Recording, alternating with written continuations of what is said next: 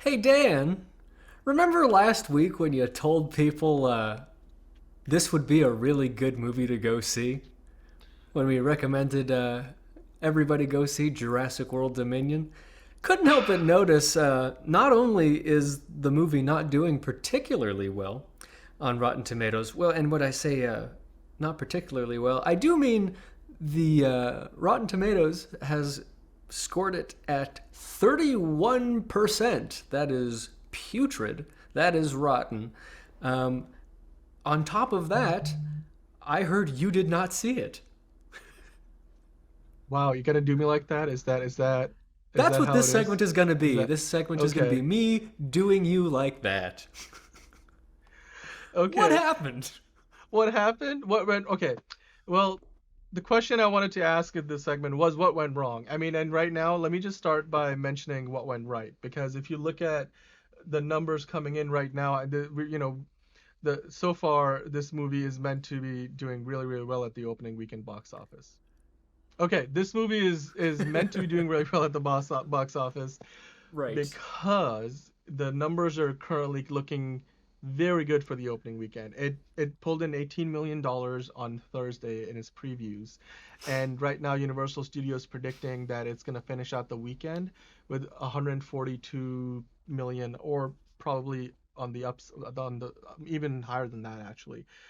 Now that is just for the North American market, and that Mm-hmm. puts it only 4% off of Jurassic World Fallen Kingdom, which brought in 148 million when it got released. And again, just the North American numbers. Internationally, it's looking like it's going to pull in around 175. So its opening weekend is going to come out to roughly 300 some odd million, and and that's what's going right for it because it's one of the biggest movies of the summer because of the cast that you have attached. Obviously, we showed that graphic earlier on. I'll put it back up. You've Right. got the original cast members, Sam Neill, Jeff Goldblum, and Laura Dern coming back, and then you have the new movies principal cast. You have Chris Pratt and Bryce Dallas Howard, and they're sort of just teaming up here. So I think that in and of itself, and this being, of course, targeted at a very wide audience, as all Jurassic movies are, it's a four-quarter and summer blockbuster. So it's done well up It's until supposed now to in be. terms of what it intended to do. My problem, I think, is going to be where this heads next, because a movie that's got the Rotten Tomato score that this movie does, which, as you mentioned earlier, and let me put it back up because I think it's worth mentioning, is it's not a very good score, 31%, and that's with 286 reviews. And Yeah. with only 2,500 or so audience reviews, it's got an 80% score, which is not good because that 2,500 number is probably going to go up well above 10,000, and the number Yeah. will likely drop from 80%. So I So, have to well, be actually, honest, that's interesting though. It's like our, because that's 80% is positive. Is there anything that people like about this? Like, why is it? That seems abnormally high.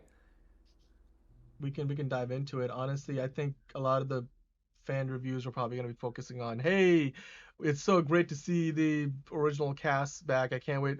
I can't believe Jeff Goldblum is back, Dr. Ian Malcolm. I mean, look, there's a lot of nostalgia value to those guys coming back. But the problem that here's let me just put it simply. I was meant to go see this movie, and I'll eat my words that, yes, I You did were. recommend this as one of the biggest, one of the movies to go watch in the month of June, and You I did. guess I'm eating crow because it is a movie that convinced me not to go watch it. And how you might be thinking, well, if you didn't see it, how can you like rag on it? Well, let me tell you. So I've talked to a lot of people, and I've listened to a lot of reviews, from Uh huh. people who have watched the movie, and they just keep talking about how this movie is a total mess to the point where it's quite frankly insulting to some. Like if you look, for example, here's one. For a while, it seems Dominion wants to be the franchise's Mission Impossible. Instead, it's the anti-Top Gun Maverick. And I think that's a Oof. relevant comment to what we've been talking about up until now in the show, and what we're going to continue to talk about today, because this movie, it looks like it's dumb. It doesn't have any fun in it. It just makes people sad. It continues to basically show a pattern that was quite frankly evident in the original Jurassic Park trilogy, where the first one was considered and still is one of the best, movies of the era, and then the Lost World was like a step down, and then the Mm. third Jurassic Park movie was way off, even that. And it seems like Sequels the have a same pattern tendency is to. happening with Jurassic World. Calling it the anti-Top Gun is definitely relevant to what we were just talking about because Top Gun Maverick really improved and like they've reaped the rewards of that. This is how many of these Jurassic World movies can they make? It's already a reboot and then there was a sequel. It's a sequel to a sequel of a reboot with nostalgia. Like that's grasping at straws. I was gonna say pandering, but really it's grasping at straws because they're telling you we're totally out of ideas. Let's give you the same thing again. Let's give you the same thing again. Let's give you the same thing again, and then bring back some of the old stuff from the original one and then put that together again. And am I supposed to say watching a trailer for that like, oh good, I hope they make more? I am not inclined to.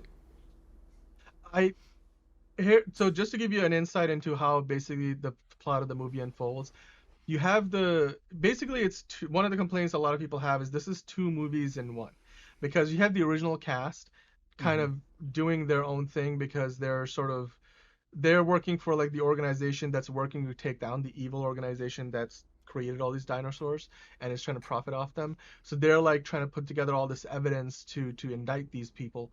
And then at the same time you have Chris Pratt and Bryce Dallas Howard's characters, and the clone daughter character from Fallen Kingdom is back, and they're de facto parents of this girl now because her parents are not alive, and it's sort of like the makeshift family. I kind of relate, I love movies that are about family. That's as a theme works for me. I'm not gonna Wow, go you're there. just Um, okay. Oh, I'm okay. I'm not gonna Not go gonna do there. it I today. Not promise gonna do you. it today. All right. Brother never told you never Yeah. threaten a man's family.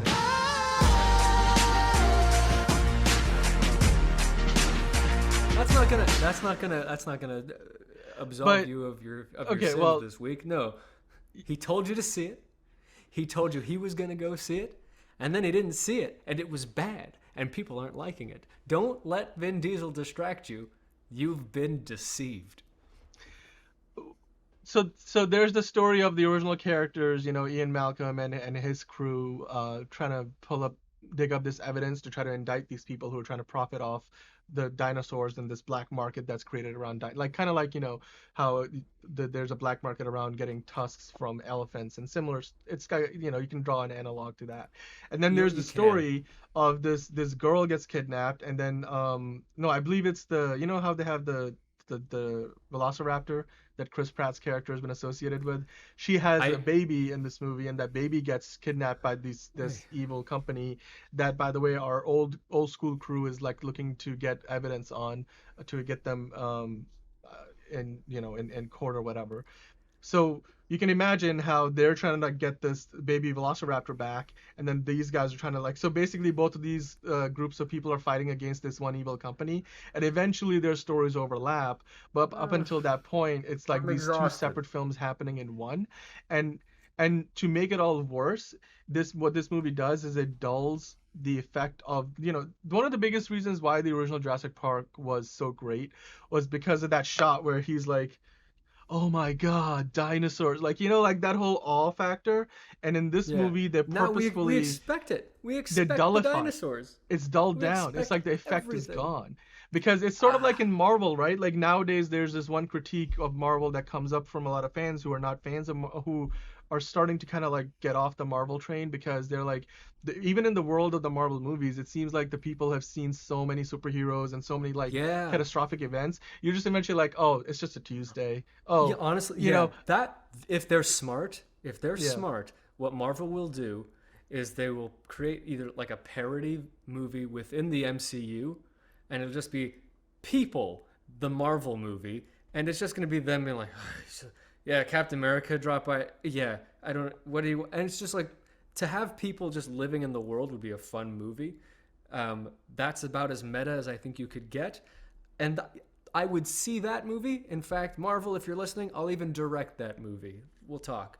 But it's I think we are so done with dinosaurs and superheroes because we've seen everything that you can do. They've become commonplace. The CGI isn't compelling. And now it's really like, what's it like to actually be a person in those worlds? Maybe that's the next phase of storytelling. Maybe that's what like people want out of the metaverse, to just be like, what is it like to be a civilian in these places? You know, to be a person on the subway when Spider-Man You is still have saving to. it. Here's the thing.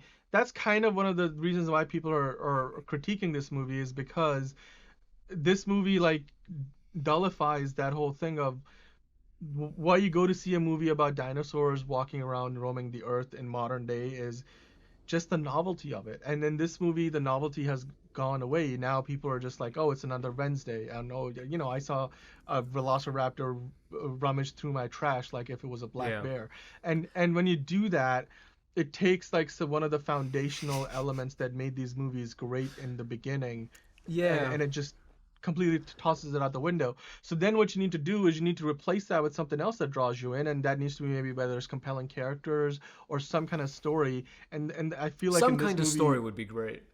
exactly. And in this movie, they don't give you a very compelling story, and you don't get the really cool novelty of dinosaurs roaming the earth aspect of it. Right. So it misses on a lot of fronts, and I think that's where, that's what went wrong in essence with this So film. so I'll give you an opportunity to redeem yourself here.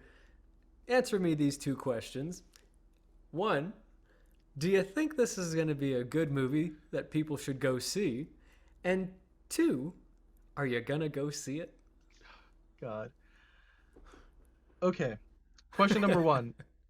Here's what I'm gonna say. If you are a fan of this franchise, now they're advertising this movie as this is the end of the Jurassic era, and so they're like trying to Mm, bookend this and then move on.